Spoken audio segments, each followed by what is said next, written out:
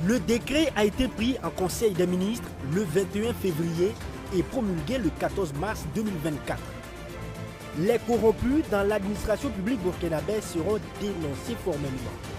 Pour donner le ton et un cadre juridique à cette décision, le président de la transition Ibrahim Traoré est le premier à signer ce document, suivi du Premier ministre, des ministres de la fonction publique, de l'économie, de l'administration territoriale et de la justice.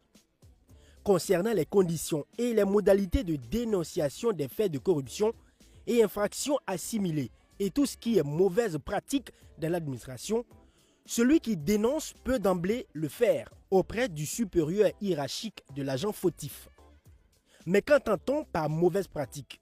Eh bien, le décret indique clairement que c'est le fait pour un agent dûment renseigné dans l'administration et qui manque à ses obligations professionnelles. En d'autres termes, vous êtes un agent du public et rémunéré aux frais de l'État, vous ne faites pas le travail pour lequel vous êtes payé, c'est une mauvaise pratique et on peut vous dénoncer. Il y a aussi les règles édictées par l'administration qui sont foulées aux pieds pendant l'exercice de ses fonctions, parlant de l'agent en question. Pour dénoncer donc tous ces cas, le document indique qu'il faut retracer les faits reprochés, les éventuels témoins, les dates et lieux et autres éléments qui pourraient amener à apprécier mieux la corruption. Quand tout cela est formulé, une copie de la dénonciation est déposée au cabinet du président du Faso par tout citoyen et la dénonciation est accompagnée de récompenses. Si les faits sont avérés, la récompense viendra du ministre Bassolba Bazié, de Aboubakar Nakanabo et de Maître Rodrigue Bayala, en plus des mesures de protection que la loi donne à la personne qui dénonce.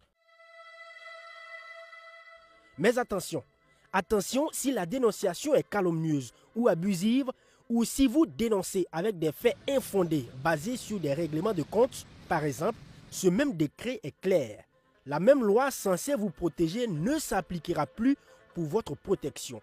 Mieux encore, monsieur le dénonciateur, pour employer ce néologisme, peut être poursuivi conformément aux autres tests en vigueur, pour qu'il sache qu'on ne dénonce pas pour dénoncer, mais bien plus pour réduire considérablement ce phénomène de corruption qui a assez duré dans l'administration publique burkinabé.